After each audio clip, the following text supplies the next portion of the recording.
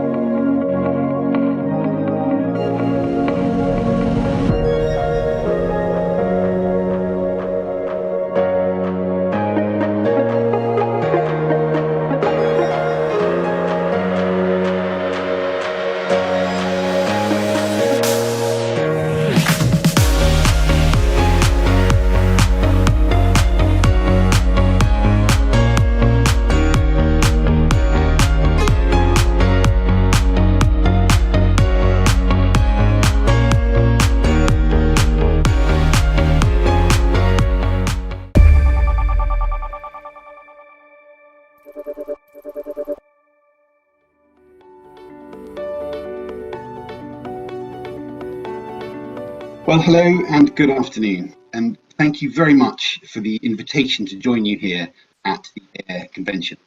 It really is a great honour to be with you all, albeit virtually, to speak at this conference. Now, I know that we would all much prefer to be meeting in person, but I'd like to thank the organisers of the Air Convention for making this opportunity available to all of us.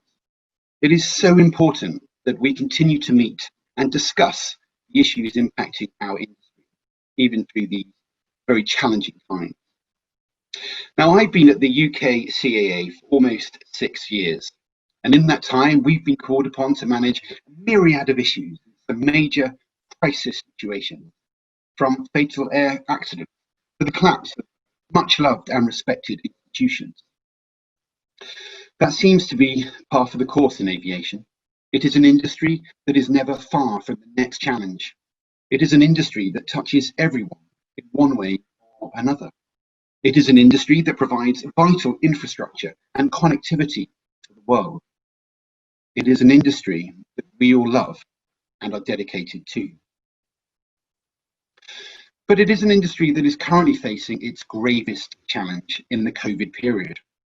The scale of the challenge cannot be underestimated, as we face this unprecedented threat together, and from which our industry will recover, and which regulators around the world are committed to helping. This is not the first time our industry has faced a major crisis, and it probably won't be the last. The UK Civil Aviation Authority is an organisation of tremendous capability and expertise. I never fail to be impressed by the knowledge and experience of my colleagues and the dedication that they show each and every day. We are the UK's independent specialist aviation regulator.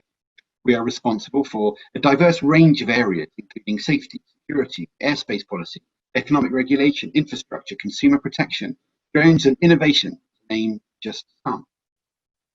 My job is to create an environment in which we communicate effectively, internally and externally, to allow us to oversee high safety standards and protect consumers. Now, a regulator should always be prepared, and we are. In the aftermath of COVID, the CAA is acting to maintain safety, security, financial and consumer protection, building capacity for future strategic programs, especially those relating to innovation, airspace and skills. And we're acting to safeguard our financial resilience and to protect jobs. Now, we recognised early on during this pandemic that it couldn't be business as usual. We needed to be part of the solution to the challenges faced by the industry and consumers. We would need to be as flexible as possible to allow the industry to navigate the crisis, whilst also maintaining the high levels of safety in the UK aviation system. We provided alleviations and exemptions so that licences and approvals could be maintained throughout the pandemic. We published guidance to airlines very early on, which set out our expectations on how they should meet their consumer rights responsibilities, whilst also recognising the challenges they faced in providing consumer refunds.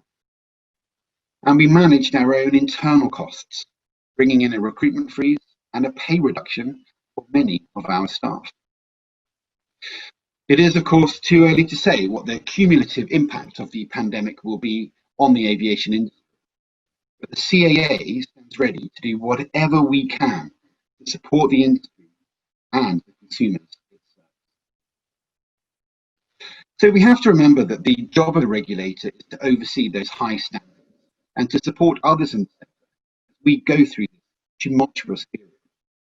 Believe me, in times of crisis, extraordinary feats can be accomplished by working together. I've seen this so many times in the last 6 years. And I want to today share some of the lessons that I've learned on this journey. The first lesson, management and leadership, mostly about what happens every day and what sort of organisation and culture you are building. Periods of crisis are when you find out if that has actually worked. Now, people tend to think of crises as short-term events, but we're still living through this one, and there is nothing short-term about it. And the scale of it is immense. Consider how things have changed. Pre-COVID, the aviation sector was enjoying phenomenal growth, passengers increasing every year for 7 consecutive years. Traffic was predicted to soar from 284 million to 434 million by 2050. New routes, new aircraft, new airports, new pilots, new engineers, growth across the board. Now, the future is deeply uncertain, but already, I think, it is clear that aviation will change. For example, it will, I think, become greener, but also with great uncertainty arising from technological change, the ever closer human-machine interface, growth of automation, all will play their part in the future of aviation. So once you've lived through and managed a major crisis, you're constantly on the lookout for the next one, and you plan accordingly. At the CAA, we are fortunate to have recognised world experts to scan the market and keep abreast of technological development. Whatever the development or innovation, No matter how sexy or exciting it might be, the right level of safety must be reached to meet society's appetite for risk. So why does the public take aviation safety for granted? Because we and our colleagues across the industry do not. Safety is not an accident. Aviation is very safe. In 2017, there were 0 fatalities anywhere in the commercial aviation world. 2019 was the 3rd safest year on record. All of this is helped by the ingrained just culture approach, where pilots, crew, and everyone else in the chain has skin in the game, and they remain ever vigilant. Before the COVID crisis, the biggest crisis situations my organisation had to deal with in recent years ranged from the closure of European airspace following a volcanic eruption in Iceland, and then, of course, the repatriation required following the demise of Thomas Monarch in 2017, but we had to plan for the repatriation of 120,000 people in just 2 weeks. The important thing, once the immediate crisis is over, is to learn as many lessons as possible. The Monarch experience allowed us to learn lessons from a successful operation, which made us better prepared when Thomas Cook ceased trading 2 years later. Both were hugely sad and distressing events for our industry. Monarch was almost 50 years old and was a household name. Thomas Cook was one of the oldest travel companies in the world, 178 years. And in the case of Thomas Cook, there were 146,000 people returning to the UK from 52 airports in 18 different countries, flying back into 10 different UK airports. 94% of those people actually returned to the UK on the scheduled day of their original return. And we were operating the UK's 4th biggest airline and the UK's biggest bus company for those 2 weeks. We put 30,000 passengers onto 2,000 coaches to move them around the country once they returned to the UK. So can you imagine suddenly changing the roles and responsibilities of 1/3 of your workforce to work on a very specialist project that you have to prepare for in complete secrecy? Turning regulators and lawyers, policy experts and HR professionals into flight planners, customer service and logistic experts. We became a delivery organisation overnight. Now, the risk of leaks during this short planning period was high, and media speculation was continuous. The market repercussions of our manoeuvres going public would have ensured the end of Thomas Cook, even as we continued to hope beyond all hope for a solution. Now, miraculously, secrecy was maintained to the very last minute. But how do you go about preparing for such a crisis? Well, one thing is absolutely sure. Hope is not a strategy. You need to have contingency planning. You need to run live operational simulations. You need to have a resourcing plan. And you have to invest in capacity and make sure you have the right clarity around command and communication infrastructure. Communications and operations have to work seamlessly together. Communications have to ensure that there is no panic, and it has to provide the relevant guidance to everybody caught up in the crisis. And the operational side of things needs to deliver. We had 3 simple messages for consumers. You needed to keep it simple, keep it clear, keep it understood. We had a single source of truth, our dedicated website, where you could get all of the information that you needed. It was imperative that we kept people away from the airports until their flights were confirmed, and that we reassured them that we would help them no matter what. Did we succeed in that? Yes, we did. Consumers understood from day one that we had a plan, and it was clearly articulated. We controlled the story. The media amplified all of our messages. We built our own television studio to manage over 200 live interviews in the first 48 hours alone. And of course, social media was key. We responded to every Twitter message within 1 hour. We dealt with over 20,000 messages in the first few days.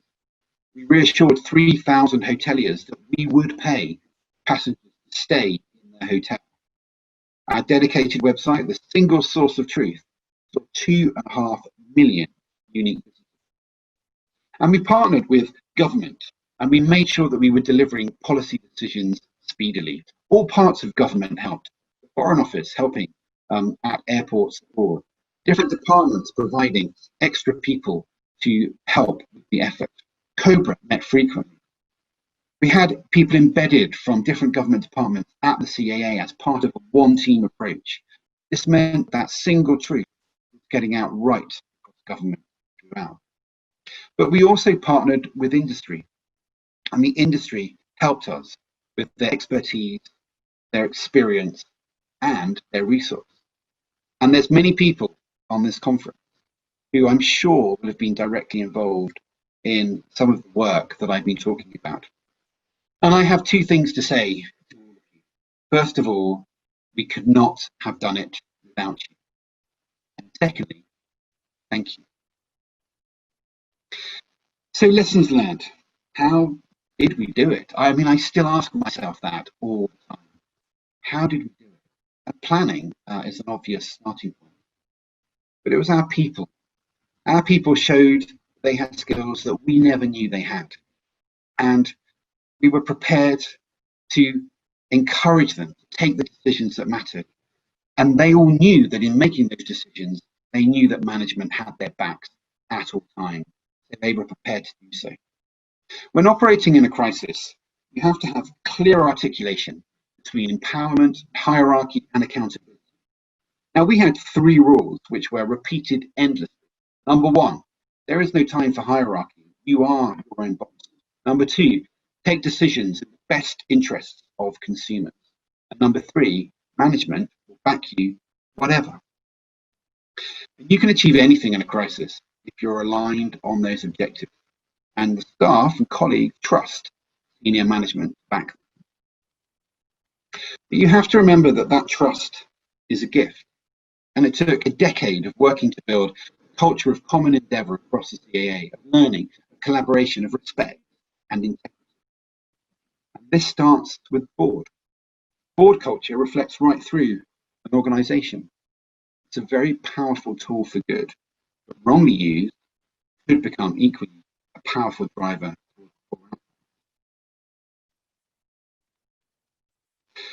So, what is the key to success when handling a crisis? You need to anticipate change, see what needs to be done, work very hard to bring others with you. You need to be agile, responsive. You have to have a plan, and you have to keep learning. No matter who you are, no matter what experience you have to keep learning. Learn from success just as much as you can learn from failure. And the success is just as much about people. Ensure they feel committed, they belong, they feel trusted. Leadership is about what you enable others to achieve. Sorry, but you don't get, as leaders, to have all the good ideas yourself. As a leader, you do get to build teams that produce collective wisdom. Recognize and appreciate the ideas of others. You enable and encourage those ideas. Now, the CAA is a very special organisation. It is genuinely inspirational. We work to support an innovative, competitive, flourishing industry and to keep people safe. This will return in the years ahead, and the CAA will be ready to play its part. I really love my job because it's a good thing to be doing in what can sometimes be a wicked world, and I remain hopeful for the future. Experience tells me that this great aviation industry is hugely resilient. I'm confident that in time, this period will pass. There's nothing to suggest that the industry won't respond to the current crisis in the way that it always does. Our industry will rebuild, and it will be the vibrant and successful industry we all know and love once more. And I look forward to working with all of you as we progress with this and as we continue to work with the industry that we all love. Thank you very much. 2, 1, go. And that was Richard Stevenson, our keynote speaker who delved deeply into sharing his experience and insight on navigating the unprecedented environment in the industry. I'm sure he left a few key gems and advice in which we can all take away. Up next, we have two standalone presentations that will be given by David Gudja and Lafang Chung. David Gudja is a senior economist at Oxford Economics and leads the work done in the tourism forecasting and economic impact analysis sector as the managing director of tourism economics for Europe. His overview will touch on points that surround the industry's tourism forecast and on the analysis of economic impact facing the sector. Lafang Chung is a senior aviation consultant at 270 Aviation, as well as aerodrome operations and safety consultant, airport manager, and air traffic controller. Today, he's going to talk about adapting passenger experience management to the and how best to align your business with that environment. Again, I'd like to just invite our viewers to join and participate in our online networking platform, Air Connections, and participate in our live poll with our question of the day that reads, what signs will exhibit strong market recovery? You will find the link to the poll either on the page or in the video's description below. I now hand us over to David Gudja for his overview.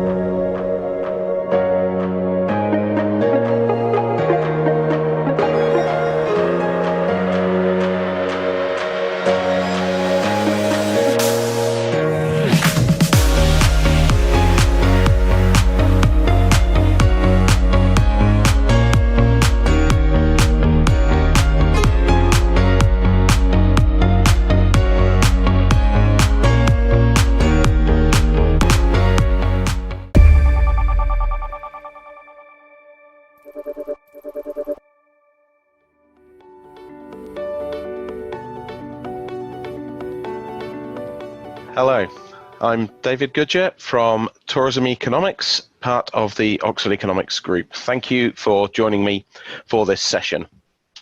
For those of you who aren't aware of who Oxford Economics are, we started out around 30 years ago, related to Oxford University, but have since become one of the world's leading independent global forecasting and advisory groups.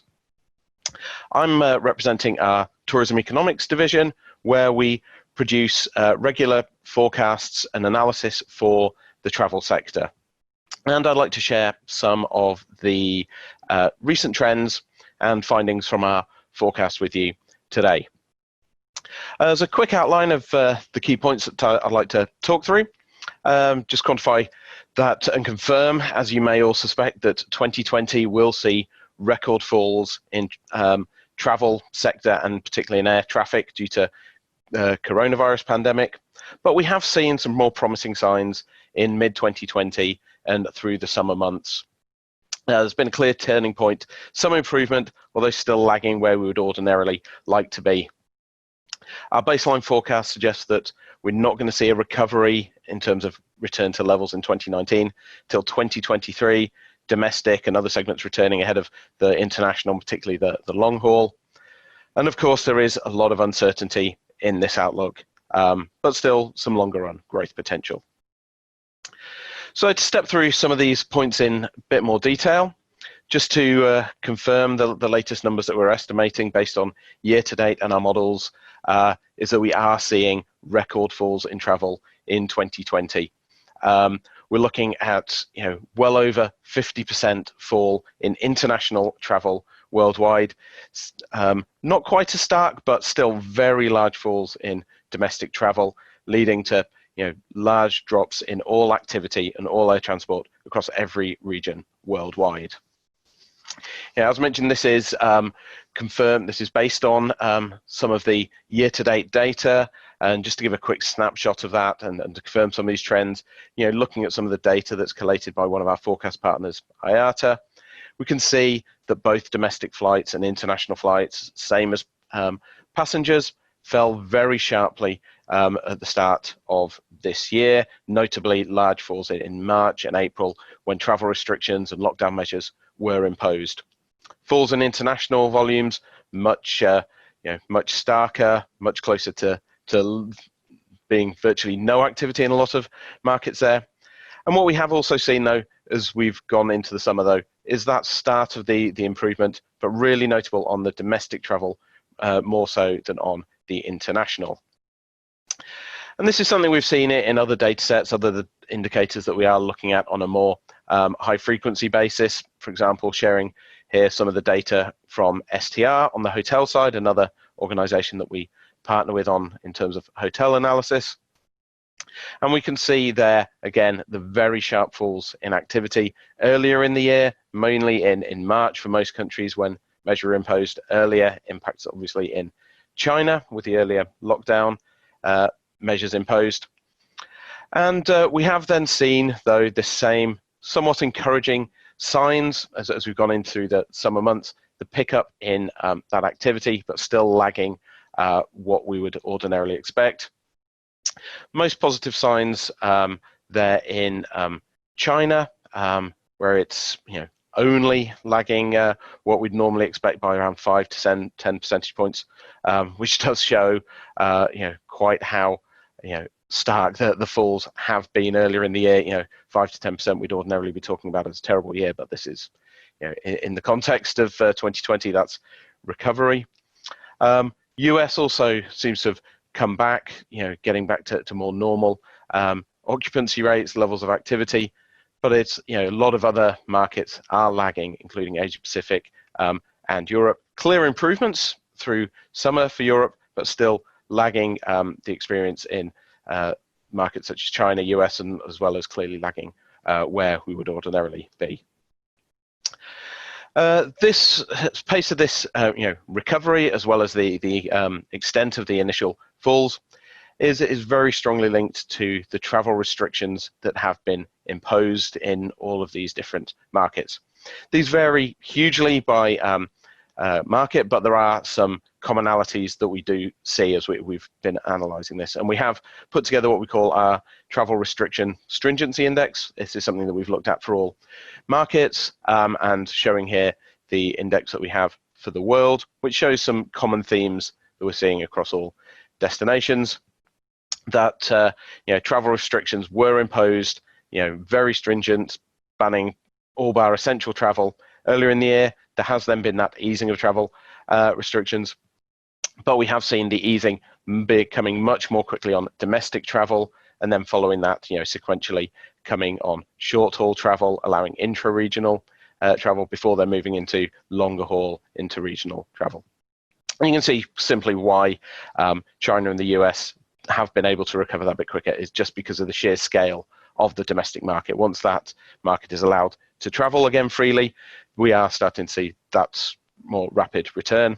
Europe, by contrast, is a very large internal market, but it does have international borders within it. Ordinarily, this would operate in a similar way to US and China. A lot of the frictionless travel across European borders in ordinary circumstances, but this year they have been much more barriers. What we have seen in the past couple of months has been some of that more freedom being allowed to come back into the market, much easier cross-border travel, allowing that pickup, but there are still a lot of those restrictions in place, meaning that the recovery has not to date at least been as rapid. And we do expect some of these barriers to remain in place throughout the near term. As we're looking to our forecast, just put up a quick snapshot of our key assumptions. So the initial set of assumptions as we're looking at the very near term, it does remain highly linked to the pandemic timeline.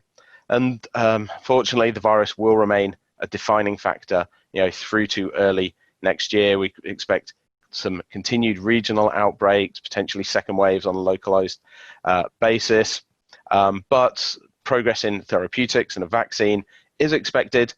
We do expect a vaccine to become available in early 2021, not fully rolled out, but available and starting to allow some more travel early 2021 to allow further recovery to take place on that basis. Policy response to any of this is also crucial. We do see continued easing of lockdown measures, but some bumpy roads on there. There will be some renewed localized lockdowns and some limits still on international travel, but still favoring the short haul. The other key driver as we're looking at this is what is happening in terms of the global economy. What does that mean for travel preferences, travel confidence as well? We are seeing a very deep recession this year, around 4.5% drop in GDP, but we are also seeing a rapid recovery on that, driven by pent-up demand, historic stimulus, but as noted on here, the path will remain below the pre-crisis level, and now that's quite clear on this chart here. We can see, firstly, the scale of the fall in global GDP in the first half of 2020. There are now some very encouraging signs in the second half of the year. Retail sales, a lot of other consumer activity showing, on the one hand, some very rapid rebounds, offsetting some of those Q2 falls that we saw, but there are still a lot of fragilities out there. We're not seeing full return yet in any of the data, in any of the forward-looking indicators, and we do expect this recovery to only be partial this year and then return to a more gradual growth path. And this is not a return to the pre-coronavirus trend. If we do a comparison to the global financial crisis, the medium-term impacts are comparable. We do expect to see that gradual growth over the medium term. So in 3, 4, 5 years' time, we do expect to see levels of GDP relative to 2019 comparable to global financial crisis over that period. On average, there are obviously a lot of cross-country differences.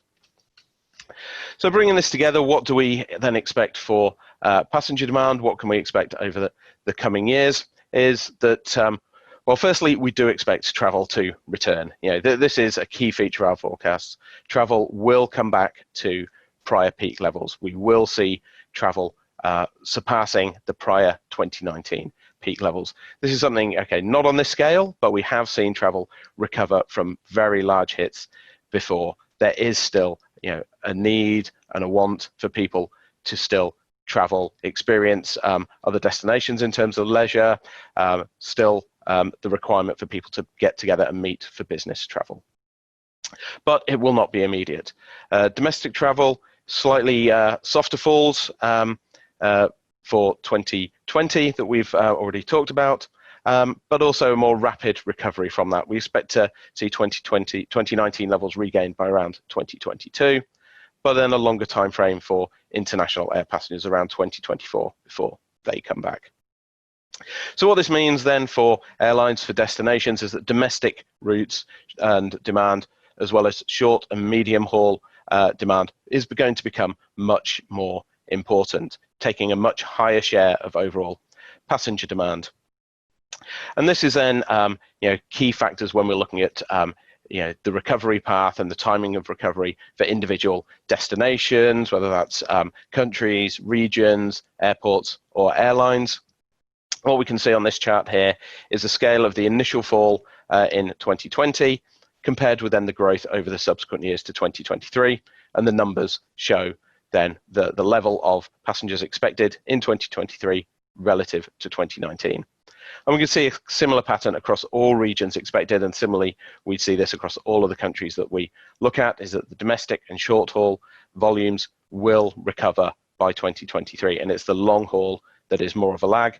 So simply those markets, those businesses reliant on the domestic and short haul should see that earlier recovery than those with more of a long haul reliance. Now, of course, there is a lot of uncertainty surrounding this outlook.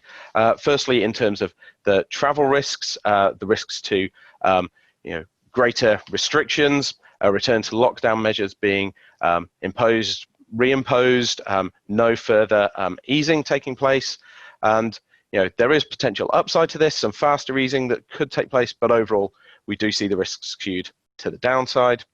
Similarly, in terms of the economic growth path, yes, there is a potential upside, adding some of our alternative GDP forecasts on top of the prior chart. You can see this, there is potential for a more rapid upturn, but there is a high probability that there will be a lower outcome.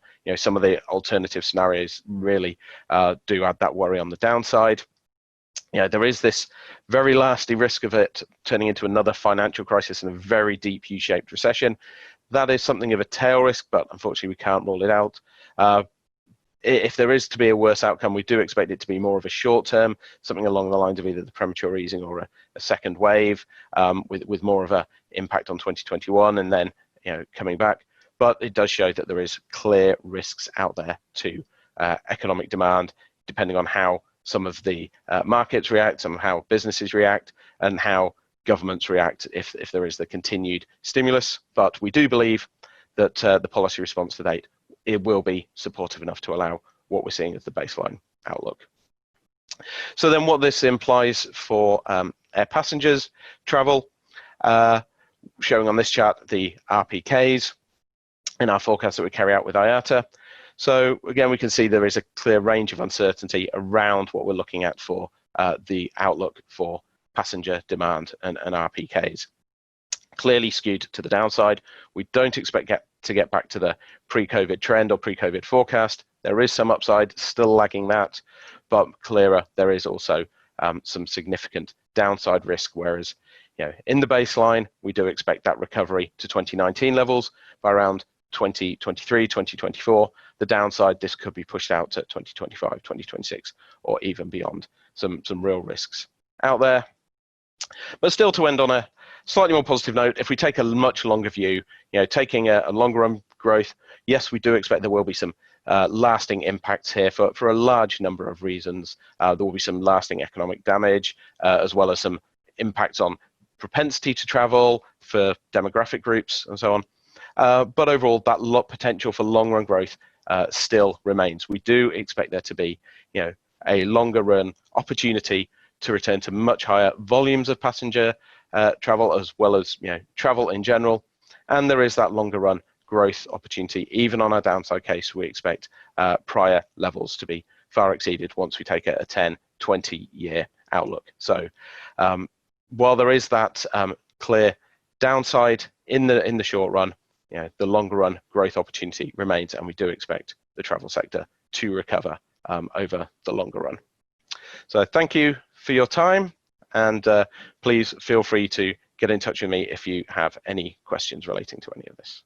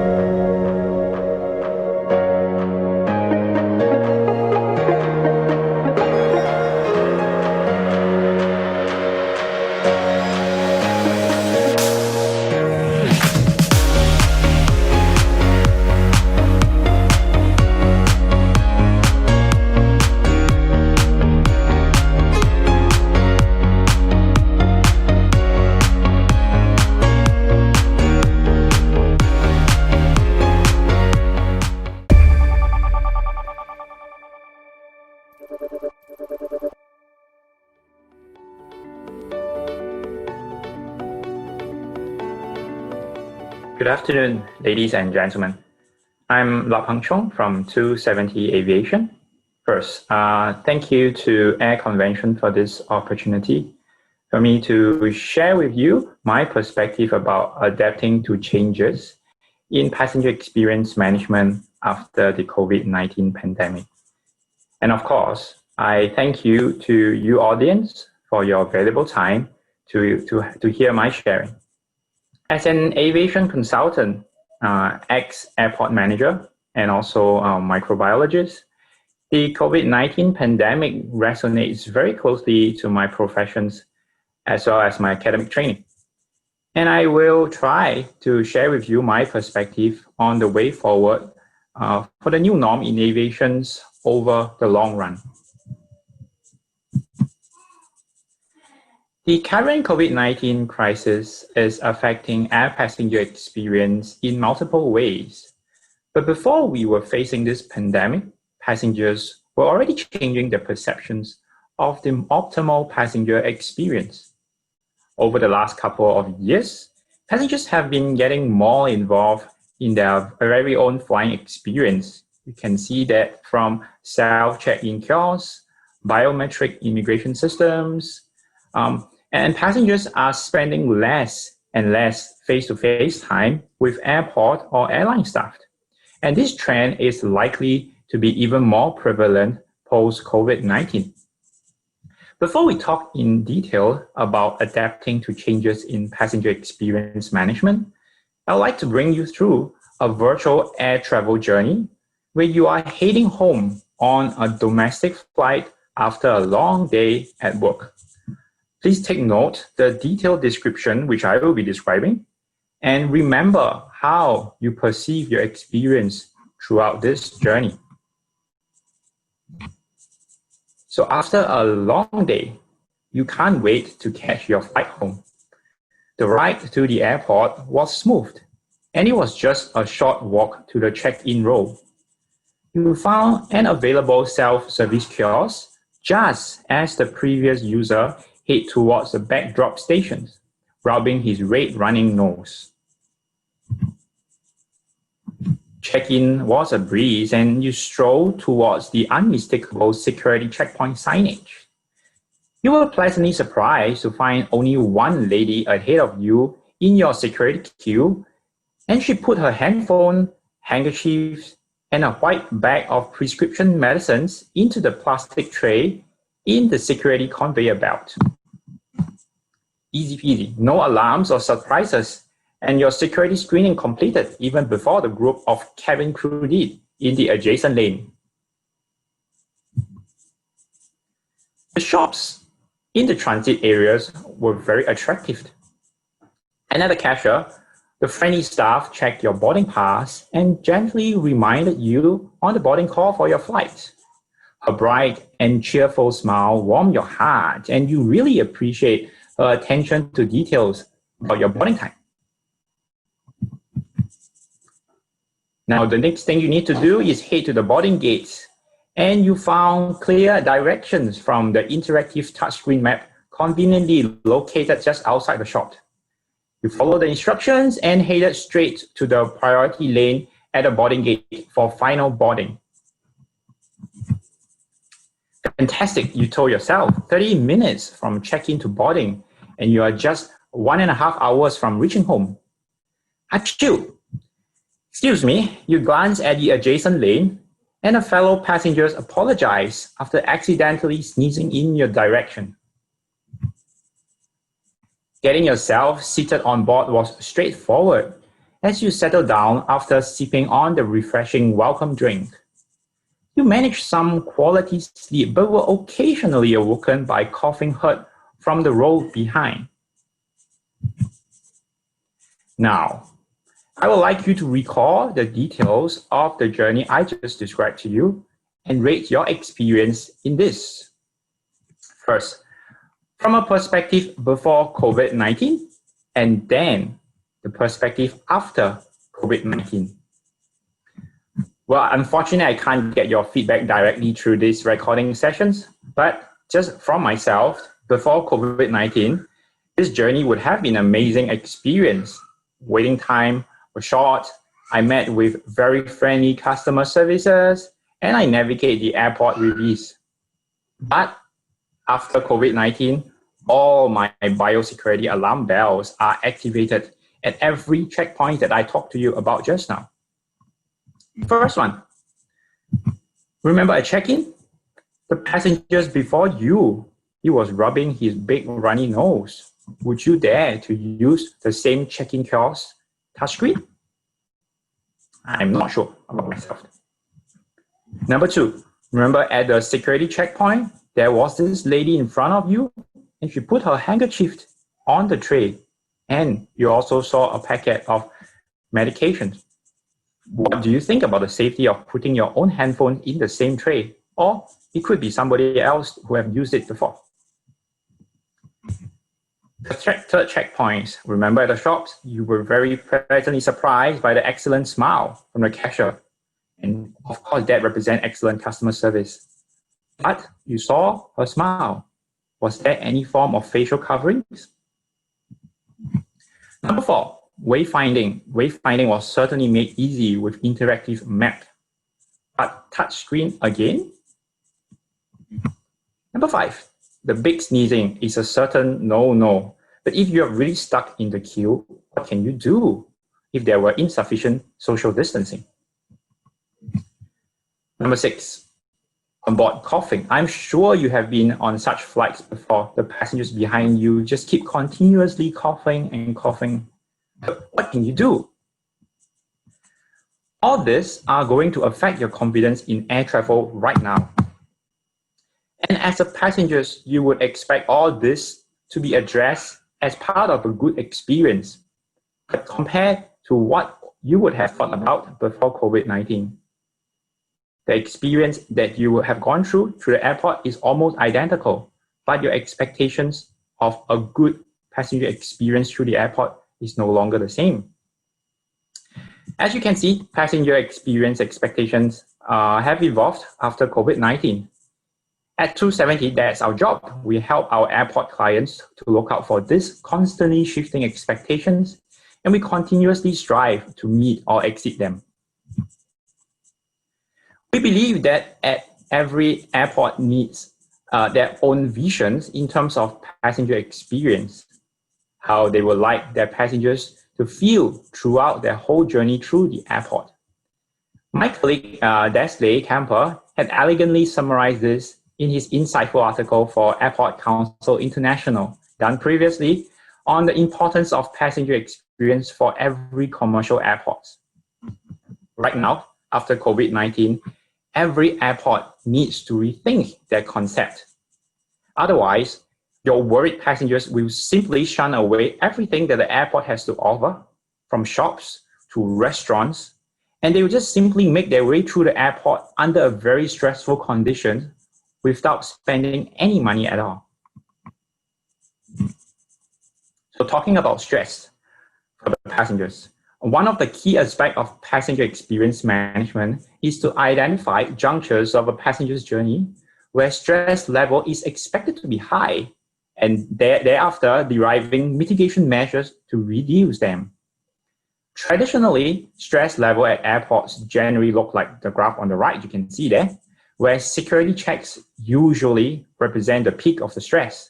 But thanks to COVID-19, stress level will now already start to peak at the departure hall with various social distancing measures. The unusual layout to reduce interactions between passengers and the numerous warning signs throughout the airport would have made any passenger stressed.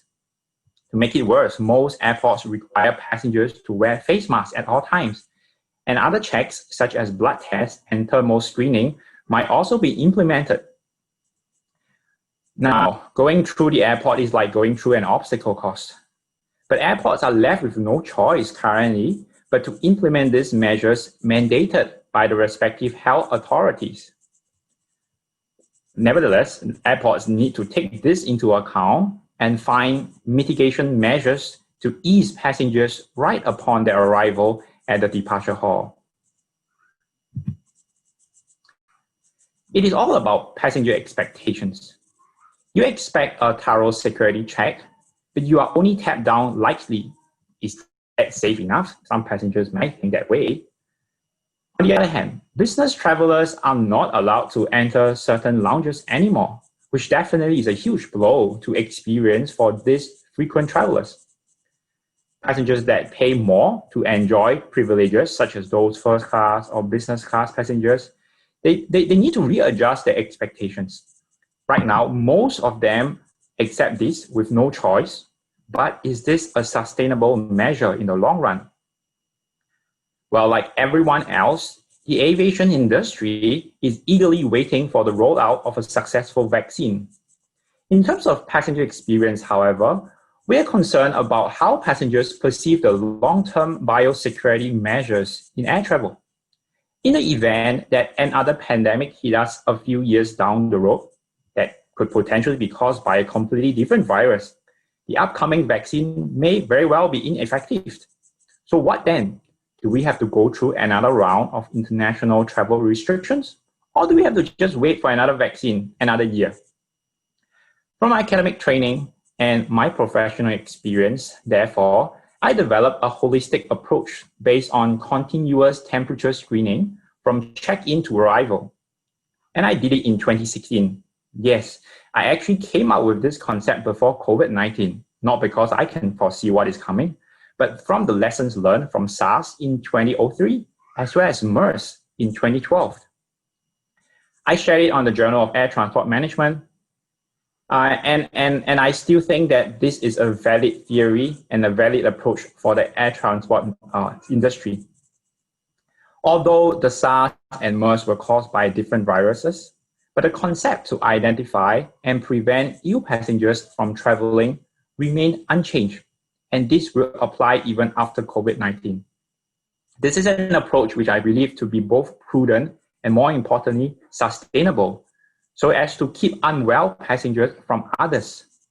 This will assist us to combat against the global spreading of infectious disease such as COVID-19 as well as beyond. Rudimentary as it may sound, taking a passenger's temperature remains one of the most widely used forms of medical assessments in clinics, medical centers, and even hospitals. While generic in nature, it is a rapid and straightforward indicator of infection response in any human body. Although a medical doctor will never diagnose your condition simply based on your elevated body temperature, it provides strong evidence that someone is being physically ill, be it from COVID-19 or just a common cold. If information is available to you, would you like to be walking, queuing, or sitting next to someone who is clearly feverish and not feeling well? This is, to me, the most important factors in terms of passenger stress, which we identified post-COVID-19. And it is likely to persist for a long, long time, considering the psychological scar it has left on the world population. In order to address this stress of passengers on biosecurity in air travel, I've actually further refined my approach earlier this year into an approach which I call the real-time passenger health information solution for aviation, where with existing technology and procedures that currently already exist, airports and airlines can actually monitor passengers' general health status in a seamless and non-intrusive manner through the various touch points throughout a passenger's journey. I have summarized them in this table, where the roles of each stakeholders, from passengers themselves to the airports, airlines, and health authorities, would be involved. Please note that the intention behind this layered approach is to have a long-term sustainable protocol to make passengers feel safe towards traveling by air. And you'd be feeling safe for the travelers, not just towards COVID-19, but any other infectious disease in the future. Temperature screenings throughout the entire passenger journey in a layered approach can deliver high levels of confidence that unwell passengers are identified and appropriately managed. In addition, multiple screenings from check-in to arrival can overcome attempts by passengers to deliberately suppress fever symptoms through intake of medications. So what it means to you as an air passenger is, if we can adopt this approach, you can be assured that the fellow passengers on the same 12-hour journey as you are not fighting a potentially communicable infection. As you know that all passengers' temperatures are being continuously monitored throughout their journey. This will give you, as a passenger, a peace of mind and reduce your stress level in air travel. I hope that you have enjoyed my sharing. And once again, I thank you for your precious time.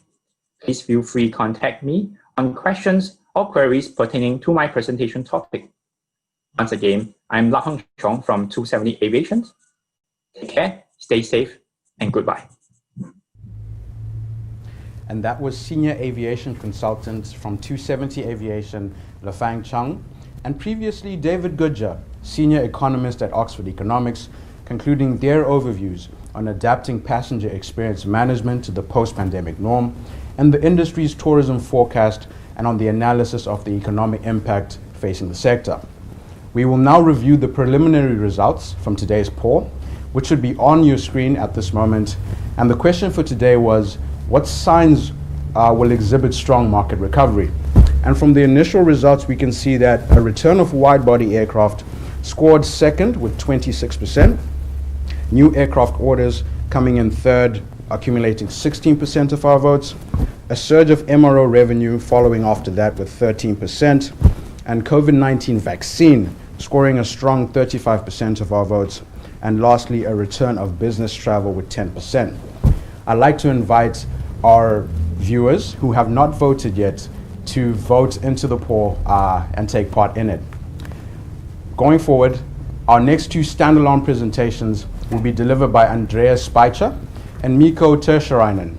Andreas Speicher is the Principal of Business Development, Travel and Retail, Data and Services at MasterCard, and he leads the development of MasterCard data and service solutions in the airline, hotel, and travel operator sectors.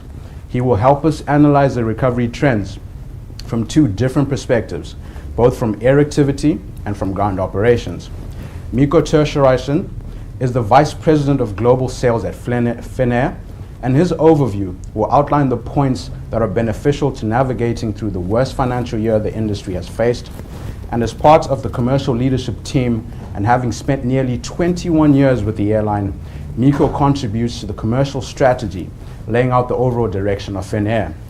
And in his presentation, he will tell us more about which objectives to follow in tracking the performance of your airline throughout the crisis. I now hand us over to Andreas Speicher for his take on the recovery trends in air activity and ground operations.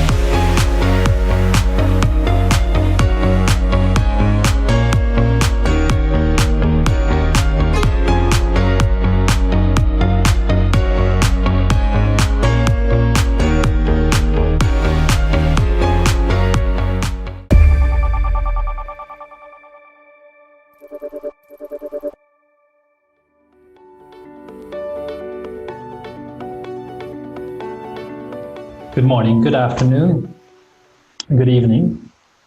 I'd like to thank Air Convention for inviting me to present to you, and thank you for joining the presentation. I'm Andreas Lee. I work for MasterCard in their Data and Service Business Unit, where we focus on supporting our travel partners on how to put more passengers on seat, more guests into rooms, more foodies to tables, how to help them drive bookings, and a lot more. I'm Singapore-based, Swiss by origin. Prior to MasterCard out in the payment industry, I worked many years in the airline, hotel, and travel agency industry. Today, I would like to share with you some thoughts and insights on how we see travel recovering. In short, is travel checking in? So COVID has hit travel hard, nothing new. With many remaining challenges, such as border opening, vaccine development, new regulations, there are already a lot of signs of recovery out there. So, latest consumer research have shown that travel ranks top in their sentiment that they want to actually go back to travel. So this is good news. But how are the signs coming across? And how do we see the trends of travel really recovering? Are they different? Are they completely same to what we have seen in the past? Well, you will see during this presentation that they are far different than what we've seen in SARS, or what we have seen during the financial crisis or 9/11. 7 months have passed since the Chinese have issued their first stay-home order. Many domestic markets are now starting to reopen and relax restrictions. They're establishing new intra-regional bubbles, travel bubbles, but this progress is neither linear, even, or consistent. This has also led to a high level of insecurity at the consumer level. So let's look at these travel industry trends, the signs of our gradual improvement, what's happening in the business. I tabbed into MasterCard's proprietary global retail sales insights. In the following slides, I will show you some of the gradual improvements. I've taken a broader approach, and I'm going to look at it from two sides. I'm going to look at it from the air side as a story, and I'm going to look at it from the ground side as a story. So during lockdown periods, we identified many new retail trends to watch. The largest trend, and we all contributed heavily to it, was the enormous shift to digital and online. This drove the digital savviness of an entire new range of consumers across all ages and socioeconomical backgrounds. Many of you have been steering travel spend towards online well before COVID-19. The new e-commerce insights will have implications on how consumers are purchasing travel. I will weave in some of those thoughts after some of the data charts I share with you first. So let's first look at the airline category. So mid-April, airline spend across Europe, North America, Middle East, Africa, Asia Pacific was less than a tenth of what we had seen in 2019. Airline capacity was even worse at minus 95% versus previous years. So the percentage of available seat was lower than the spend. That's an odd observation. This indicated that consumers were still booking flights for future departure dates, even in lockdown periods. Recent growth in airline spend are signs of growing demand. We noted a good spike last June for the summer holiday season. When the borders started to open up in Europe, people booked their flights in June. July, August came a bit slowly because those who needed air travel got air travel, and the other ones then did it differently. And we'll talk about that later. But people who are buying air travel are not necessarily flying within the next weeks. As airline eased the rebooking and refunding rules, some consumers were gambling on buying air for future dates at lower prices. We tracked this trend as we monitored refunds and chargebacks to cards, beyond just a major breakdown in lockdown periods. So how has travel sentiment gone across? Now, it would have been obvious to think that Asia was ahead of the curve and the recovery was going to come back faster. But it was more depending on the domestic sentiment and regional reopening of corridors that would have allowed this to happen in Asia. But let's look at Thailand for an example on the sentiment side. In April, 3/4 of the consumers said they would postpone major purchases. And we saw a big dip, actually, in some of the retail transactions not coming through. But 2/3 also said they would resume travel after restrictions were lifted. And true to the word, airline spend rose quickly in July after the government eased their restrictions. But they couldn't go much further out than in Thailand at this very moment. So although Europe is leading the regional recovery through the interregional travel corridors which are open, there are other countries right now which are also quickly recovering. These are the US, China, Russia, and now being followed by Brazil and Mexico. Now, China and Russia are topping the G20 national analysis that we have done in terms of airline recovery. But India and Brazil, the other two BRIC countries, are far lower down, far lower in the listings.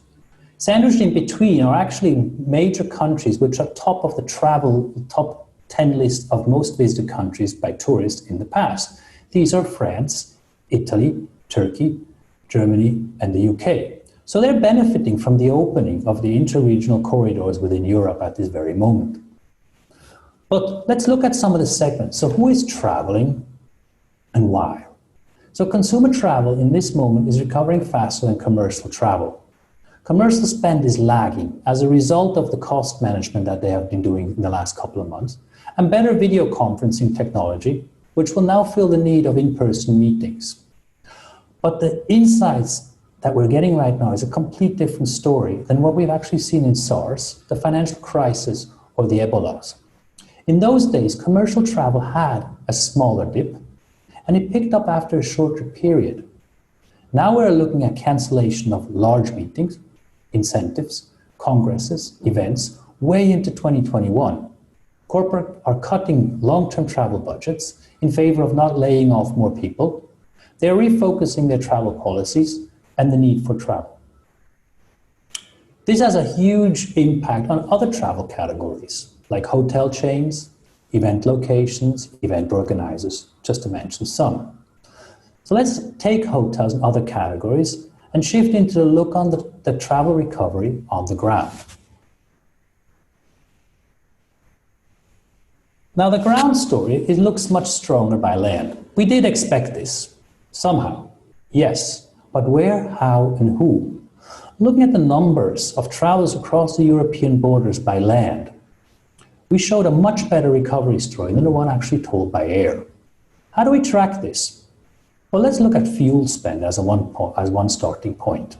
In Europe, they have been surging relative to the rest of the world.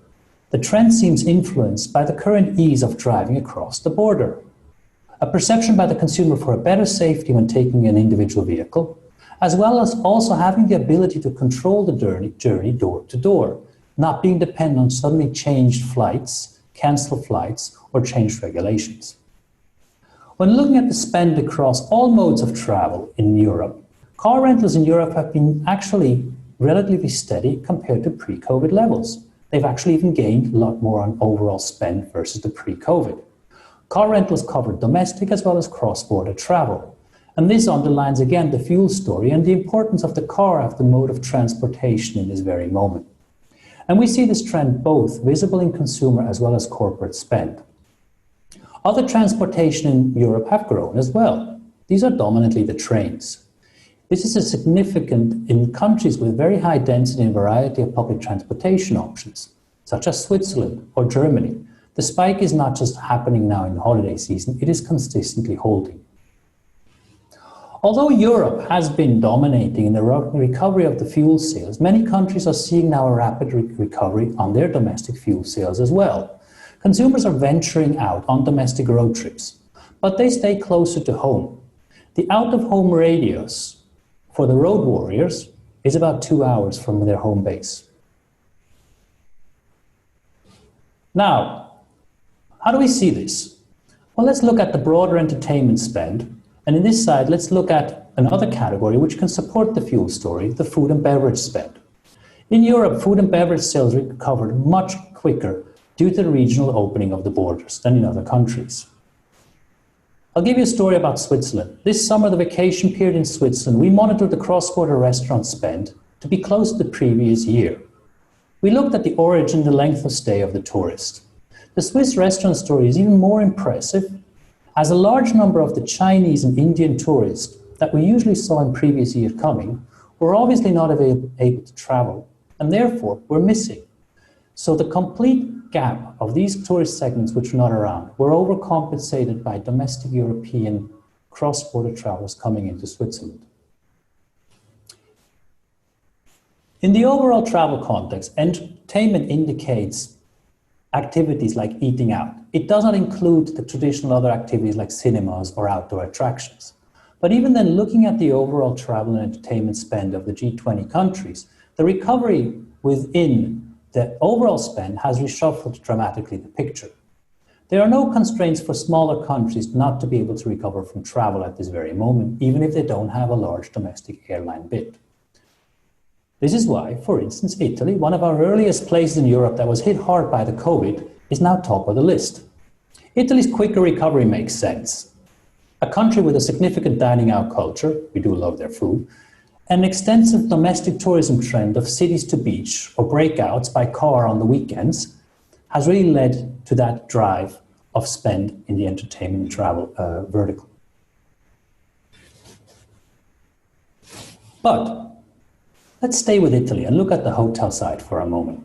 The country is one of the largest hotel room supplier in Europe, but the penetration of international hotel chains in Italy is about around 5%, and this is far lower than on other countries around the world.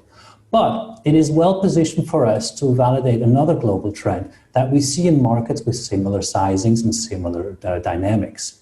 The travelers are opting to stay in smaller independent hotels. They allow for an easier physical distancing. So in August, Italy was basically sold out across the category of small and independent hotels. The average ticket size was higher. This was a combination of raised room rates, unfortunately, but it was also seen as longer stays. Longer stays? Well, consumers feel safer to be in one location versus hopping around what they used to do in previous years. So in short, I showed you some promising indicators of upticks. Once travel lockdowns are over, the story won't be so much about how people stopped traveling. It will be more about how their travel behaviors have changed. I promised you some thoughts on what we believe key right now for you to focus on, next to all the other priorities that you obviously have on your agenda as well.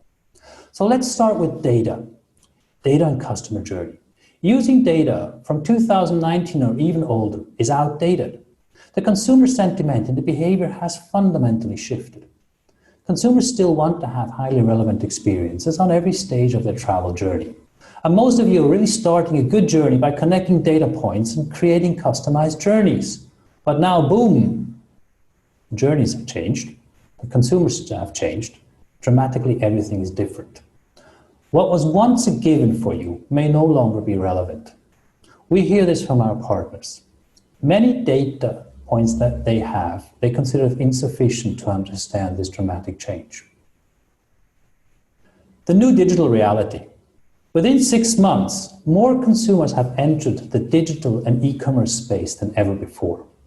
This is not just your tech-savvy Generation Z, your millennials, affluent, seniors, middle-income families. Not all hold a credit card. Some have a debit card or a prepaid card. But all have experienced chatbots, e-services, in-app add-ons, safe online purchasing, refunding. They feel much more at ease now to do big-ticket transactions such as travel. So, are your direct and e-commerce channels, your processes, or your data privacy-related issues updated? Can you handle the new incremental volumes which will come towards your websites and your apps to meet the consumer expectations for what they have been now seeing as a seamless user experience when they are ready to book or seek your services? Let's talk about loyalty. All programs offer status extensions and a lot more, but loyalty challenges have shifted. No status member is flying or staying at a hotel. Many were corporates or SMEs anyway. The highly neglected bottom of the pyramid is now becoming your new top. As leisure is driving the recovery compared to other crises, you are now looking at the next generation of leisure travelers, where you would desperately want to be able to sell or fill your capacity inventory. Loyalty programs need to spread their wings, be more creative, flexible, and keep their members more engaged. Enabling accelerated earn outside of your core. Enabling burn for everyday items that right now are crucial around staying healthy and staying safe. Enriching the interaction with gamification or other short-term rewards. This will keep the communication going, while travel right now is not on their agenda, is not relevant. Localization. It's not just recreational activities that are happening closer to home. Consumers are getting out and spending, but maintaining a tighter footprint in their local environment. The focus on neighborhood shopping can be a lifeline for small businesses. Hotels quickly adapted to food takeaways and home deliveries, especially here in Asia Pacific. But are you geared up for local communities? If yes, the consumer will remember you when travel is back on their agenda. Next to environmental impact, local experience is one of the key motivational drivers for the Generation Z to choose a brand, a retailer, a place where they want to shop something. If you, next big travel population, is the Generation Z, you gotta put a local component to your messaging. These are just 4 pillars, and some of the areas where we support and work very closely with our partners. I hope some of these insights inspired you to think broader or come and look and seek for some other support. Thank you for joining the presentation.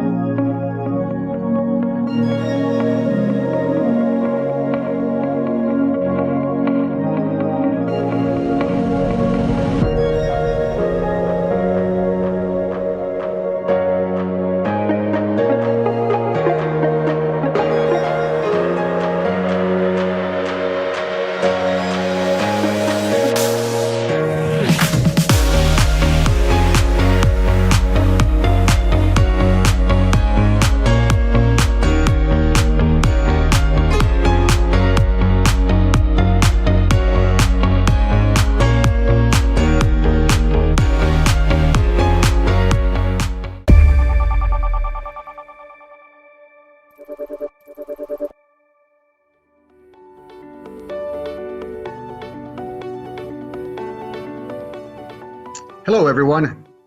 Good morning, good afternoon, good evening. Hope you're all doing well. My name is Mikko Turtianen. I'm Vice President, Market Management at Finnair, and I'm also part of the Finnair Commercial Leadership Team. I've been with Finnair for over 20 years, and I have experienced much during my career. But I have to say, for the past 7 months in 2020, I still haven't found the right words to describe the environment that we're living in.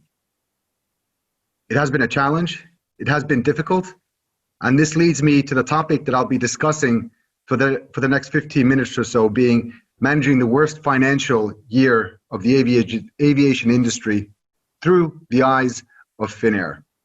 So let me get my few slides up and running. And as they say, let's get the show on the road. So again, welcome everyone. And these are the topics that I'll be running through. To put us on this journey, I'll start with 2019 and before. So Finnair was on our journey in regards to growth. We had a growth strategy, focusing especially on connecting Europe and Asia with Europe. The past years were financially successful. We were making a 6% EBIT, and we were really expecting and looking forward to the year 2020. During the winter and January, February, we started hearing signs in regards to Corona and how it was spreading in China. Very quickly and rapidly, it did spread throughout the world. So Finnair basically went from a very successful 2019 in a very short time into a survival mode, ramping down the operations, being very cost tight. And we're looking forward to the day when we're able to start writing the new chapter of the Finnair story and the Finnair book. But these are the topics that I'd like to run us through. A few of the areas that we at Finnair management have been tackling, the challenges that we've been facing, and how we're coping and how we're looking for the answers. But going back to the beginning of the year, approximately 7 months back, it was about identifying the crisis. Then it was about getting the network right. And then one topic that runs through all of the areas and runs through each and every day that we function is managing your costs. This is at the very core. The customer is extremely important, and we have adjusted our approaches. The last two are more that once we start to get out of this financial crisis and start getting into a more norm, what will that environment look like? Will disruption take place? Will the approaches and how it was before Corona? How will the environment be after? So I think these are questions that we're all pondering. These are ones that we at Finnair, we are looking at very closely. And let's get started. So going back to February, we had a lot of letters going around. We had the V's, we had the U's, we had the L's, we had the W's. There were many different scenarios that were being played out by airlines, by consultancy agencies, by everyone linked to the aviation world, but also wider. It was extremely difficult, and at that time, no one knew how severe and how deep this industry would go. We are in survival mode, and we are still looking at how that future will be. When will that curve truly start to go up? When will the different segments in regards to demand start to return to flights, start to travel again? Because right now, the demand is very soft. During the last 7 months, there have been new elements that have really also affected demand. We've seen country borders close completely. We've seen them partially open. We've seen traffic light models introduced into countries in regards to who gets free travel. We've seen Corona tests being part of the travel process, as well as different health documents that need to be filled out before entering your country or the country that you're going to. So government restrictions have played a much higher role in regards to network planning and where the aircrafts are flying than it had previously. The past 7 months have also been a time when, following the news, the situations and how Corona is developing and how it affects different elements linked to travel, be it from borders or airports or approaches, the changes that have been happening week on week have been enormous. What you read yesterday may have changed by the time you open the next day's newspaper, or you look at the different CNNs and BBCs and what they're publishing. But it has been an element that has truly made travel difficult. This is just to show that how airlines are treating the network. This is a snapshot that was taken in June, looking at how airlines are offering their capacity over the upcoming months. Finnair published in mid-May a ramp-up strategy of the network on what Finnair intends to fly. We reviewed our network from July until the end of the winter season, so basically end of March. We pretty much mapped out the capacity that we would be flying, which started from July being at about 25% of that 2019 level of flying, to that March level, which we had forecasted to be about 70% of what we had flown during the previous March. So on the bottom right where you see Finnair, the top line shows the capacity that we had during the previous year, and that bottom line showed how we wanted to start building up the capacity. Again, this was made in mid-May, and the ramp-up plan starting in July. This is how the world looked at that time. We did want to take a transparent approach. We did truly want to put the network that we intend to fly on sale. You could see other approaches by other airlines where the capacity was pretty much kept as it was the previous year, with cancellations happening very close to departure. Which approach is right? We felt that the approach that Finnair took, where we wanted to publish the network that we truly wanted to fly, to be the best approach.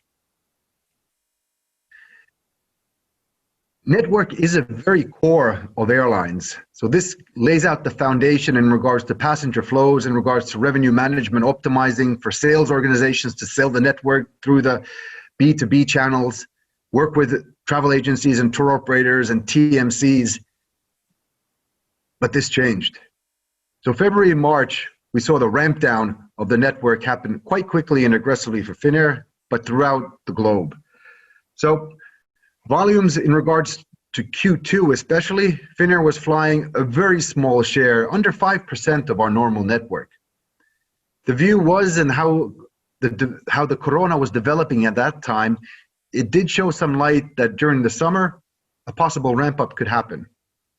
This is how we also planned it in May and published the network from July until August. During that Q2, when we were flying very little, we did do repatriation flights. This is one that we saw reading the news, following airlines. A lot of repatriation flights were made when basically airline capacity was very small, but there were pockets of, for example, Finns that we did fly back to Finland. Overall, if we look at how has the network worked, how has the network been developed, how has that process gone, it is different from before Corona. It's more week on week, following what happens in regards to restrictions. It's involving a wider audience in regards to Finnair commercial, and it is more agile. Long-term network planning has been an area where you plan for the next 1 to 5 years in regards to what an airline will fly, what those best O&Ds for that airline would be, and build the network from there. This has changed to be a more agile, where long-term planning, we're talking pretty much 6 to 12 months. While adjusting that short term, in a way, the short term has not been adjusted before the corona hit. Another element that has strengthened in regards to network decisions, and especially looking at long-haul flying, is cargo. So in this time of smaller capacity, we do see the need for the belly space. We do see the need and the demand for cargo. The yield has been one that has been increasing. There have been passenger aircrafts that have been modified to become cargo only. But cargo has been a driver in regards to what operations on long haul have been flown. Network demand, or network and demand, go hand in hand. And this has been a difficult time with the restrictions. RMP and network look at historical data. Basically, an airline doesn't do much with historical data in these days. You have had to redo your way of thinking, your way of analyzing the data to be able to make decisions that are valid in this environment.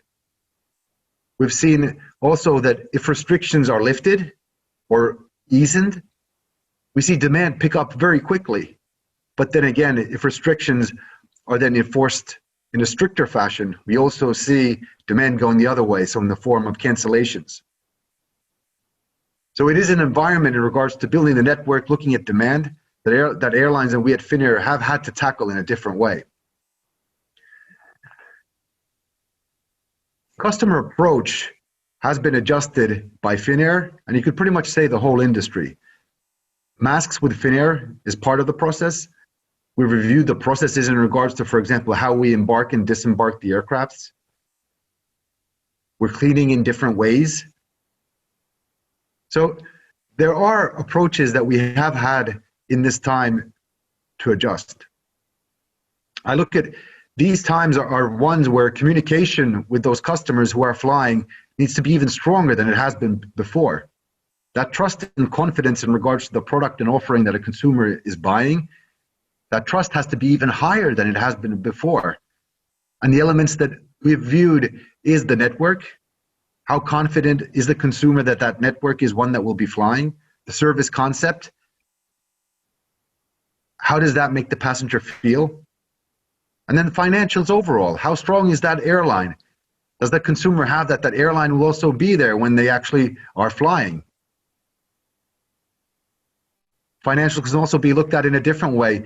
Refunds has been a topic that has been discussed a lot over the past 7 months. Some airlines pushed taking vouchers. Finnair has been from the very start very open that the consumer can truly decide, would you like a voucher or would you like your money back? Would you like a refund? The refund process has been slower than in normal times. During the first 3 months, we pretty much received 3 years worth of refunds in that 3-month period. They took a bit longer to process, but also at the same time, we did use technology. We did improve our robotics in handling the actual refunds. This is something that we're still working very much on to ensure that the refund process also in the future is much swifter than it has been before. And robotics is a big help in regards to this.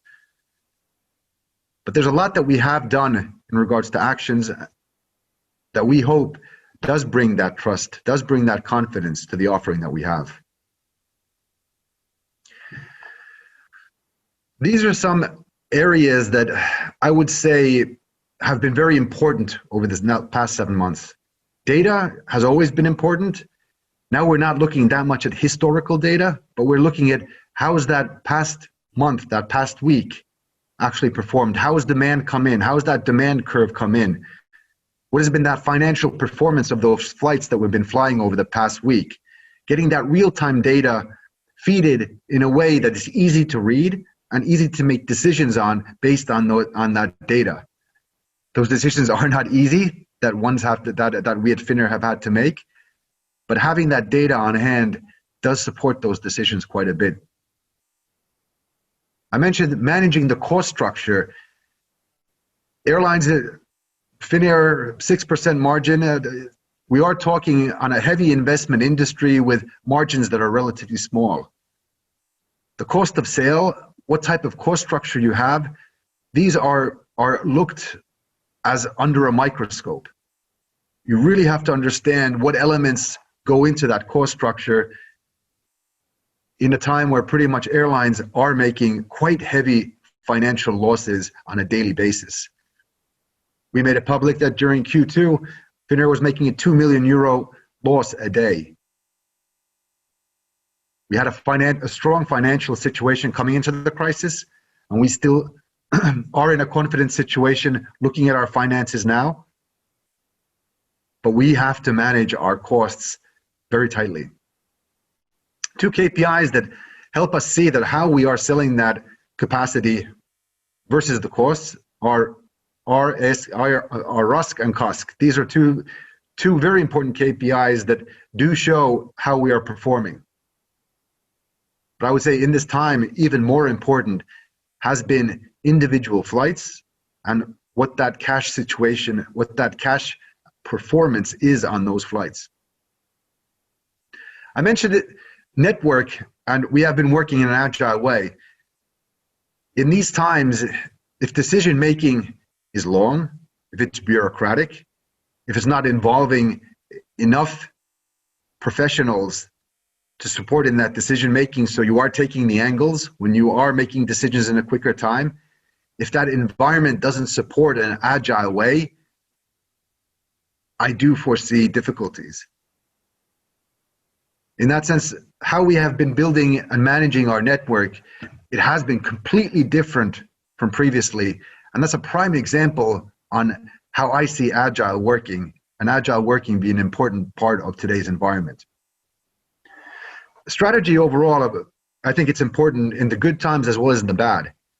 You need to go where you as an organization are going, what those focus areas are, and how you're going to get there. The how you're going to get there looks different today than it did a year ago, but strategy needs to be that guiding light.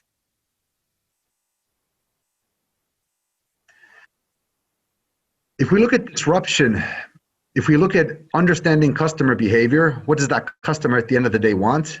Areas that airlines may be looking at, I've tried to map out a few. There are many more, and this list could go on, but these are ones that came very easily and very quickly to me. One is, if we look at the consumer, What's that confidence level? What's the sentiment of that consumer in regards to travel? Is it about borders opening? How quickly after the borders open will that confidence come back? Does it require a vaccine? These all affect demand and at the end of the day, the financial status of airlines. How will that consumer at the end of the day buy? What is that distribution direction going to be?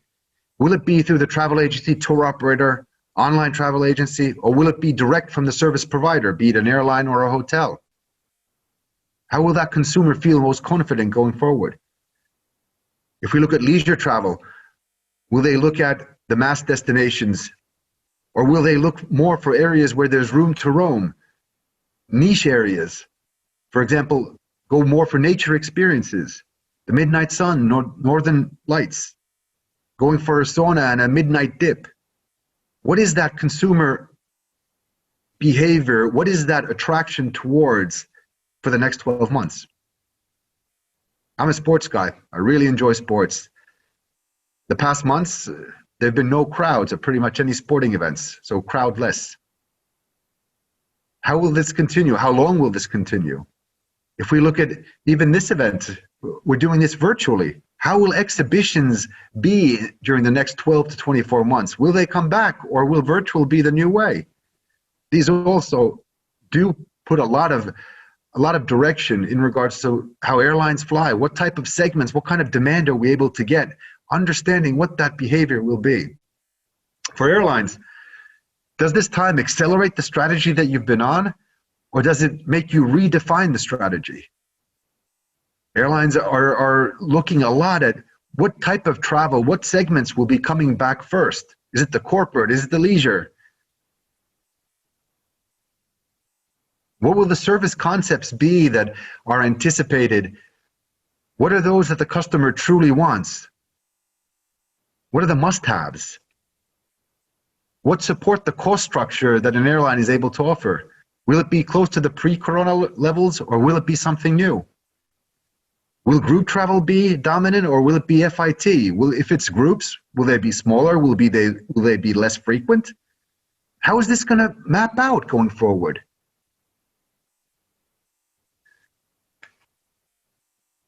What was before, will it also be after? NDC is a topic that's been heavily discussed in the industry for the past 4 or 5 years. What will happen over the next 12 months? Will it actually accelerate, or will it de-accelerate? Distribution is a topic overall that what type of offering will be distributed? NDC gives the possibility to offer a wider offering. What the commercial model will be between all the players.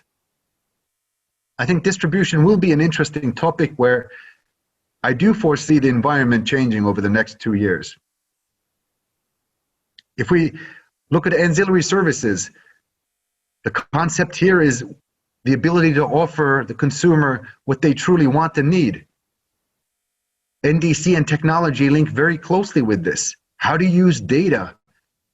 What type of offering do you offer the different customer segments? Will prices be going up or down over the next 12 months? Technology during this time when cost needs to be managed very quickly, technology also places how highly is it regarded? How much do you invest during this time? How much do you develop your commercial capabilities with the help of technology? Do you accelerate this? Technology, I believe those who do invest and have a clear roadmap in regards to what you're looking for with the support of technology, what will technology enable? Those who have a clear picture, I think, will be able to touch on the top two, so the ancillary and the offering, as well as on the distribution side. So these go very much hand in hand, these three topics, but I believe these will be emphasized over the upcoming 12 to 24 months. Competition, what's that environment going to look like? Who will the top players before Corona still be the top players on certain O&Ds and routes? Will there be shifts in regards to who strengthen their position in certain markets? Will there be all those airlines that were pre-corona? Will there also be post-corona on those same O&Ds? Which airlines will strengthen their position? I think a lot will happen in this environment, but not only in the airline industry, but in the whole travel industry. So looking at the travel agencies, tour operators, possibly even on the distribution side. I would maybe summarize by saying that I believe this is a time that we truly need to challenge ourselves. Is the offering that we had pre-corona, will it also be post-corona? I think we really need to find the extent on what is that opposite, and then finding where along that line you find yourself as an airline. How do you position yourself in regards to be it technology, be it commissions, be it marketing? How you were doing this before, will this be the same way how you do it in the future? I think when you're able to answer these, and this is what we're working at Finnair, then we'll be able to start to write that new chapter. We'll be able to find that model on making Finnair a financial success when we get to a more normal environment. I hope at the very least, this 15 minutes or so brought new ideas. Maybe was a little bit of a shakeup. But I think the next 12 to 24 months will also bring a lot of new. Let's see, am I right? I wish you a very good convention. I hope you enjoyed this. And I wish you all the best, and I hope to see you on Finnair one day. Thank you very much. Bye-bye. And that was the Vice President of Global Sales at Finnair, Mikko Tersharainen, giving us his overview of some of the factors we can follow to navigate one of the most challenging years facing the aviation industry. And before that, Andreas Speicher, Principal of Business Development and Travel at MasterCard, on his analysis of recovery trends from an air and ground perspective. We are now approaching a penultimate stage of the first day of Air Convention Digital Week 2.0. And as a reminder, please be sure to participate in our live poll with our question of the day that reads, what signs will exhibit strong market recovery? And you will find the link to the poll either on the page or in the video's description below. And now we move on to the final presentations, which will be delivered by Sophia Monroe and Dr. Francisco Jose Tavira Sanchez. And as the founder and CEO of Underlay, Sophia Monroe is an experienced full-stack engineer with a demonstrated history of working with airlines in the industry. His company provides solutions for dispatch management, and today a key part of his overview will detail and explain how flight delays can be spotted before they're even reported. And to conclude the first day of Digital Week, Dr. Francisco Jose Tavira Sanchez, business entrepreneur at Airbus Defence and Space, will touch on the business lessons he sees as crucial that can be taken from CEOs and startup entrepreneurs, and that detail business modeling, cross-functional team leadership, international business, and business strategy. And I now hand us over to Sophia Monroe for his overview on dispatch management.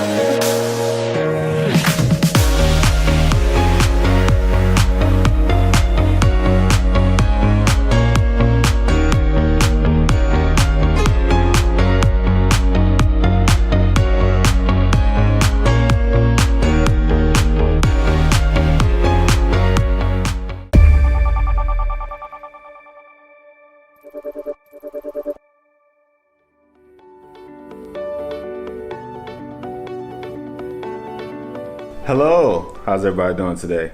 My name is Safir Monroe and I am the CEO of Underlay. Now let me go into the problem that we're trying to solve. Flight delays cost the airline industry $8.2 billion a year. And when a plane arrives and departs in the airport, over 100 processes can attribute to that delay. And radios are used to communicate different delays at over 40,000 airports worldwide. So let me break down different radio communication scenarios in terms of a delay.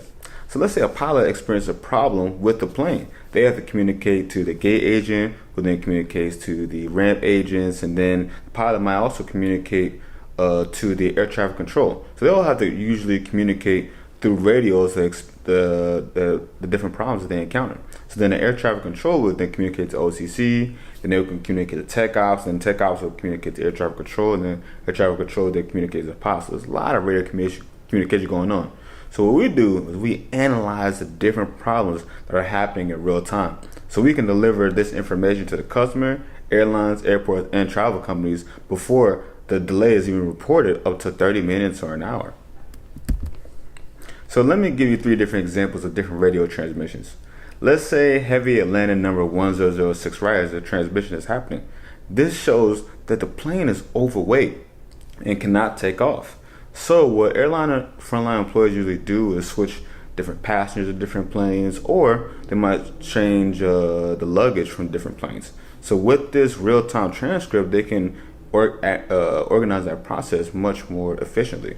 So let's say that another transcript happens to where they're experiencing a problem with DFW and they're experiencing delays from another airport called the Addison Airport. So then airlines and airports that are connected to DFW could understand, okay, we're getting this problem simultaneously, so we can account for open runway space or missing passengers at different airports, and they get this information in real time.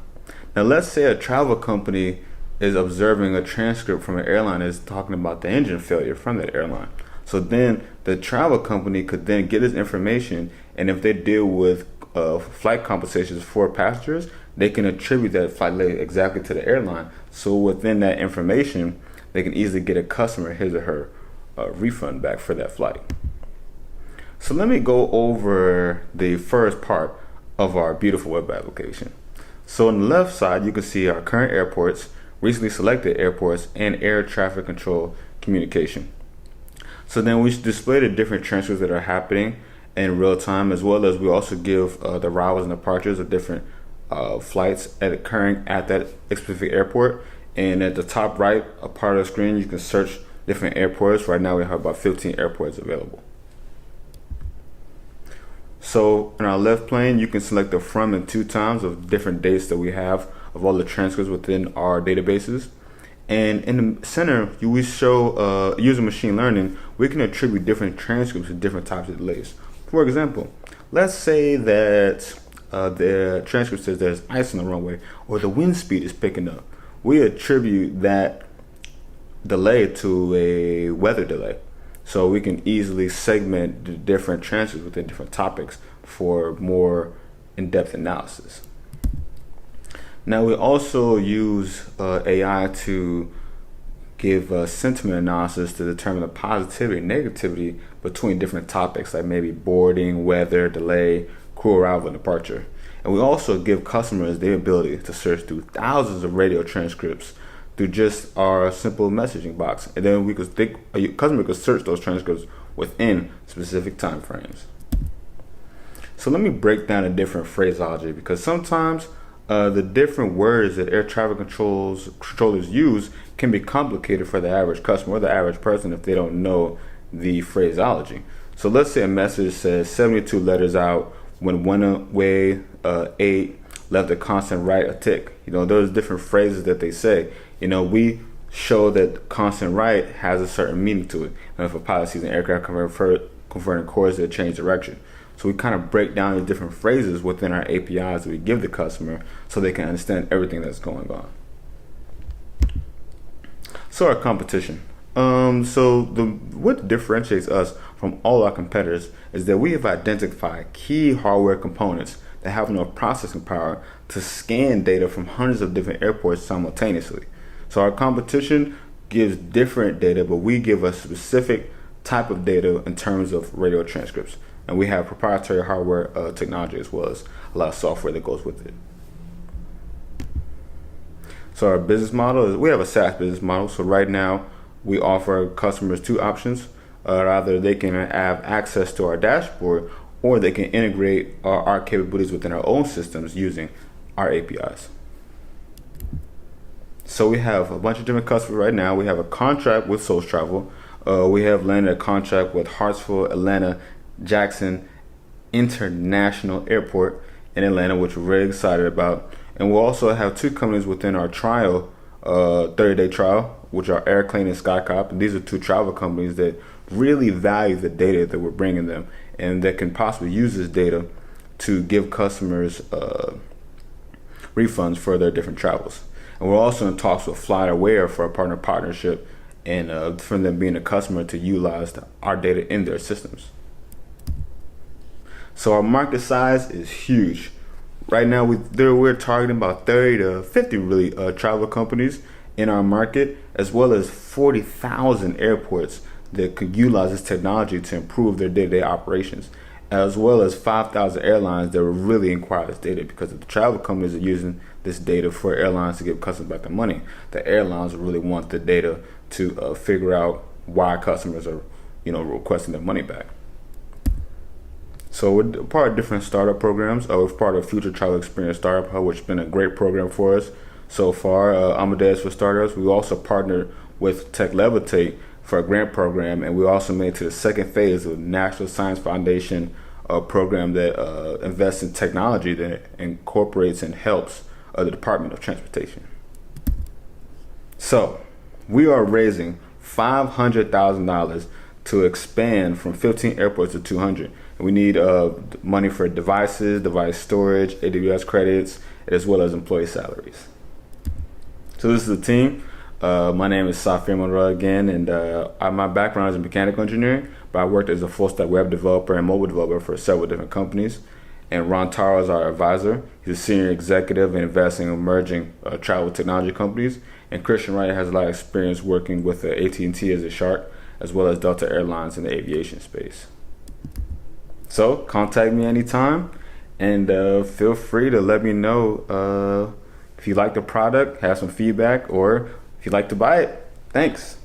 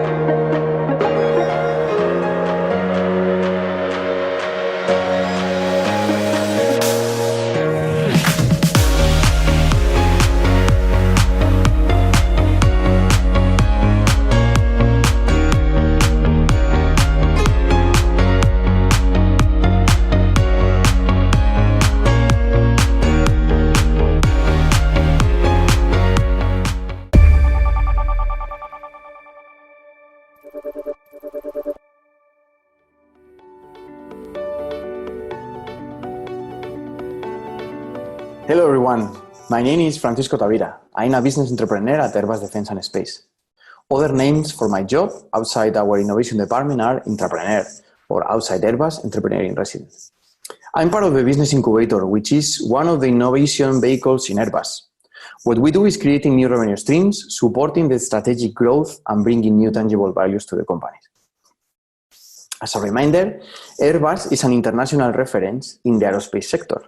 Apart from designing, manufacturing, and delivering industry-leading commercial aircraft, helicopters, military transport, satellite, and launch vehicles, we provide data services, navigation, secure comms, urban mobility, and other solutions for customers on a global scale. On the other hand, I'm one of the directors of the Founder Institute in Munich, which is one of the more than 200 chapters around the world. The Founder Institute is the world's largest pre-seed accelerator, founded in Silicon Valley in 2009. And what we do is providing a structured program focused on building meaningful and lasting companies. So far, it was helping more than 4,300 startups. What I want to talk about today is how can we create a business from zero, comparing that process from what an entrepreneur is doing in a startup or what an intrapreneur does for a corporate. Moreover, I'll have a quick overview of how Airbus is developing that. Let's start. If we focus on what a startup should do, is mainly three things. The first one is that they need to solve a problem or a pain point, generally improving the efficiency of something or providing a cheaper solution. What they shouldn't do is just pushing a technology or development and later pray in order to get somebody to buy it. The second is identifying the target or audience, answering questions such as, are the customers and the users the same? How big is the market and what feature it has? Is a growing market? What is the potential market share? Obviously, the third one is about the secret sauce, the differentiator from the competitors. That could be the business model, the technology, or the price. If we go deeper from these three pillars, an example or a good practice could be the following. In order to understand the problem and get feedback from the target, you could start creating a community and co-building a valuable proposition versus your competitors. Thanks to the direct access to the audience, you can start getting some early commitments and pre-sell your potential product or service. To build that product, you need obviously some money that you could bootstrap yourself or ask some of your family and friends. At the same time, you will be able to understand the steps of your value stream, such as the activities and resources needed, their cost, the distribution channels, and to fine-tune your business model. Once you have some metrics, you can show the potential and get some investors. Some key indicators, for example, that should fit with the strategy that you need to defend first, okay, are active users and growth rate, paying customer, cost of acquiring a customer, cost per unit of each product or service, monthly expenses, monthly revenues, etc. The purpose of that funding that you got from the investors and the knowledge from the investors themselves and their network should be used to growth, to scale your startup and start the company. For example, to develop channel partners, hire the team, or covering the cost of marketing. There are some common practices and tools to follow. Without entering into the details, all of them focus on getting the feedback from the customer as quick and cheap as possible. Starting with end-to-end MVPs, minimum viable products, and continuously evolving and adapting for better products based on the learning captured through the experience, the experimentation, and the feedback. As we can see in the diagram from Gartner, we could even combine some of those. What we need to understand is that the process is not sequential, where the teams are working in their own silos, but rather interrelated and pursuing the same mindset. Briefly, we could say that design thinking is used to explore the problem, lean startup to build the right thing, and agile to build the thing right. Other famous tool is the business model canvas, which was proposed by Alexander Osterwalder, and is a template complementing the lean startup methodology and for developing new or documenting existing business models. It is a visual chart with elements describing the infrastructure of the company, such as the key activities, the resources and the partner network, the offering, which is the value proposition, the customers through the customer segment, the channels and the customer relationship, and finally the finances, which is the cost structure and the revenue streams. According to Kajan Krippendorf and his book Driving Innovation from Within, 70% of the transformative innovation are conceived, developed, and commercialized by the employees working within the large companies. But how can we do it more efficiently? How can we replicate the startup way of working on building new revenue streams? The corporate needs to find the perfect cooperation model between, on one hand, The execution team absorbs the exploitation of the company, all the core business units, all the business management processes for departments such as operation, supply chain, sales, and other transversal functions like HR, finance, IT, legal, or procurement. And on the other hand, with the innovation team, focus on exploration with activities like experimentation, new business development, emerging. The relationship should create the tools and support to be able to move quickly and listen to the customers in order to build that venture ready to scale as a subsidiary or handing over to a business unit where it shouldn't die or be killed. Those departments must define the strong foundation, the corporate strategy where the new ideas need to fit. Generally, those ideas need to answer an increase of revenues, growth, a decrease of cost or time, efficiency, or as a side effect, a cultural change. The projects are developed by entrepreneurs internally or through the startup collaboration. In both cases, the success depends on how well the company is ready to host and embrace that weak seed. The execution team, with their best practices and goal achievements, will benefit from continuous improvement and incremental innovation, while they emulate and establish the culture of speed, urgency, agility, low cost, and rapid experimentation of startups. They separate innovation risks from execution risks, and they adapt execution metrics into ad hoc innovation KPIs. As explained already, we have two types of leaders driving those ventures, and not everyone has the potential, the right mindset, and the skills for that. Both of them play a major role to enter into the new business and markets. And the common characteristics are curious, creative, and innovative, disciplined, self-starting, and perseverant, inspiring, passionate, and energetic. Nevertheless, they have some differences too. The entrepreneur is searching a repeatable and scalable business model, while the entrepreneur is building and preparing for executing a repeatable and scalable business model. The entrepreneur is creating a leading position in the market through this disruptive innovation. The entrepreneur is changing and renewing the existing organizational system and company culture, building operation excellence and company advantage through incremental innovation. The entrepreneur is a game changer with more freedom but assuming more business risk, with no resources but high return of investment. The entrepreneur is a value creator with a job secure, assuming less execution risk, and using the company resources. The main challenge for the entrepreneur is the market know-how and credibility. He is involved in all relevant strategic decision-making, and if the startup fails, it will be his responsibility. The main challenge for the entrepreneur is the company culture. He shares the decision-making and the blame if it fails. The entrepreneur is knowledgeable on the topic, and he must find the resources to make it happen, with the focus on achieving that proficiency not only with the team, but with the mentors and investors network too.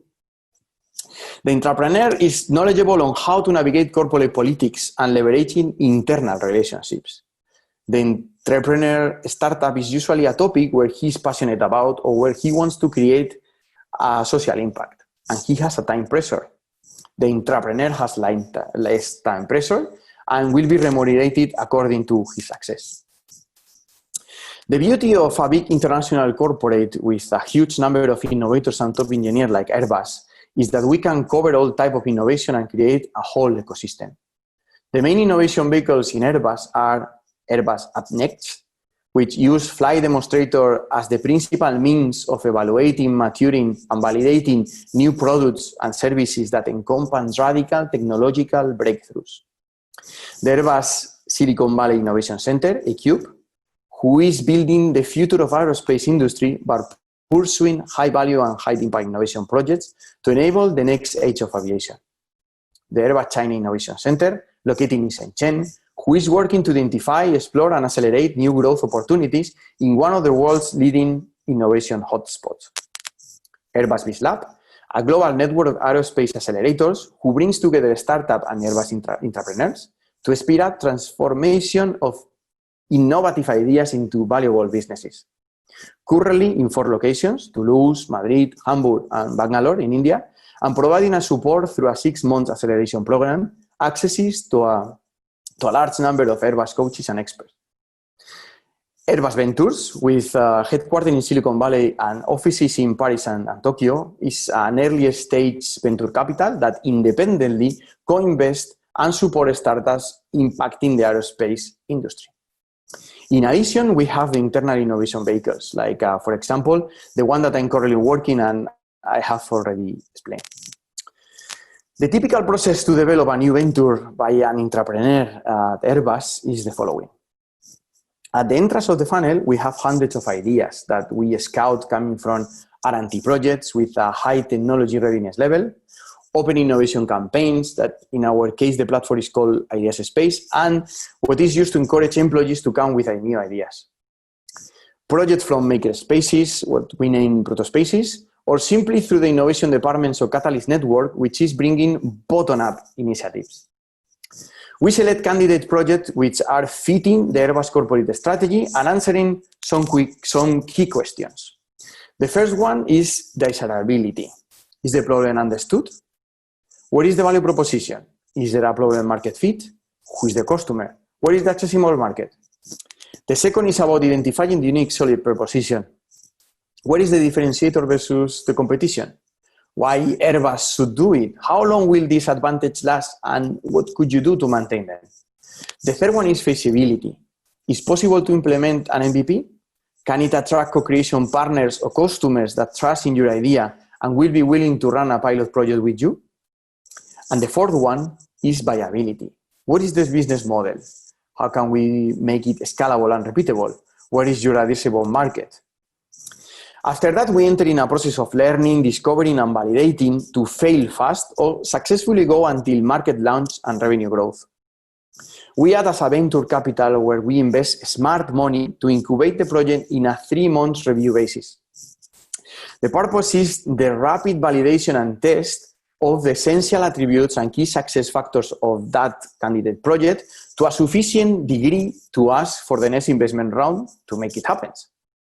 Moreover, in all steps, we make sure that we have the proper interfaces defined, the support for the business management departments such as legal, procurement, IT, finance, and HR, and obviously the sponsorship where the project should fit after the acceleration. In the acceleration phase is where the venture is taken into business reality and the value is created. We work together with marketing, sales, and communication departments to listen carefully to the customer and act consequently. When the venture is mature enough and the seed already grown is strong enough not to be killed or die in the new organization, it is handed over as a new product or service or is spin out as a subsidiary. I'd like to finish the presentation with some words regarding the current situation. It's now more than ever where big corporates like Airbus have the duty and should lead the way jointly with other partners to solve the problems of today as well as the one of tomorrow, contributing to make a positive impact and a better connected, safer, and more prosperous world. Airbus, with his forward-looking strategy based on cutting-edge technology, digital and scientific excellence, should empower, engage, and inspire the new normal and habits based on flexibility, resilience, and change management. Let's innovate together in the era of digitalization. That's all. Thank you very much. And if you have any question or comment, don't hesitate to contact me via LinkedIn. Bye. And that was Sophia Monroe closing off his overview, which had key points on the methods that can be used to spot flight delays before they even reported as a way to increase efficiency, and Dr. Francisco Jose Tavira Sanchez giving us the final overview of the day that detailed business modeling, international business, and business strategy for the industry. Now, before we conclude the first day of Air Convention Digital Week 2.0, we will now review the results of our poll. And from today's questions, which was what signs will exhibit strong market recovery, we can see that a return of wide-body aircraft scored 22% of our votes, new aircraft orders coming in third with 19%, a surge of MRO revenue as well as a return of business travel both collecting 11% of our votes, and COVID-19 with a strong 38% of showing a strong market recovery. And I'd like to say thank you for joining us for the first day of Air Convention Digital Week 2.0. This first day of conferences was brought to you by our official partner, L3 Harris, and make sure to come back tomorrow for even more exclusive insight on the aviation market. I also invite you to join in on our online networking platform, Air Connections, a platform that welcomes hundreds of C-level aviation executives, including the people that you heard from today, and even more from airlines such as Emirates, Lufthansa, Brussels Airlines, and Qantas. You can find the link to the networking platform either on the screen or in the video's description below. This is Michael Jonga, closing off for the first day of Digital Week 2.0. Thank you and see you tomorrow.